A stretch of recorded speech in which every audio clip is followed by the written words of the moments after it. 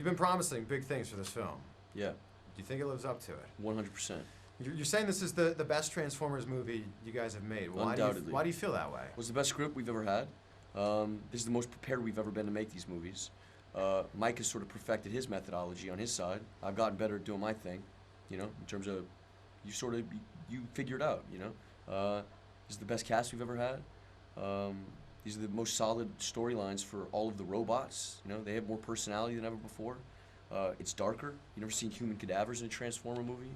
There's more weight, you know, the tangible elements, the history with Chernobyl and the space race. I mean, it really is like, it's classy sci-fi. It's a long list of stuff. Yeah. As a whole, you've said that the last movie really didn't live up to your standards, and you said, you know, you guys have learned from your mistakes. Mm-hmm. What were those mistakes? I think the movie got too big, you know, like before I shipped out here, I was watching Heart of Darkness. Francis Ford Coppola, his wife made a movie about him making Apocalypse Now. About 20 minutes into the movie, he says, I have too much money, I have no script, I'm gonna shoot myself in the head. You know, it's sort of like where we were at in our second movie, you know.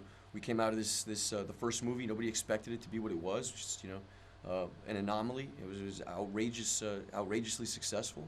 And basically Paramount said, here's the date. And they gave us a date in the middle of the writer's strike. Mm-hmm. And Mike had already hired, you know, 4,000 people it takes to make these movies.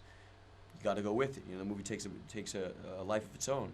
None of us showed up with any less intensity or intent to make a good film. You never want to make a subpar film, but situationally it was rough. You know, I had 8 fingers. We were in the middle of a writer's strike. You know, I have 20 stitches in my eye. Yeah. I mean, it was really brutal. That movie was very hard to make, and you know, I think just in terms of the geography, you get very confused. You're in Egypt, and you're in a wormhole, and you're in Cancun, and you don't know who's fighting who.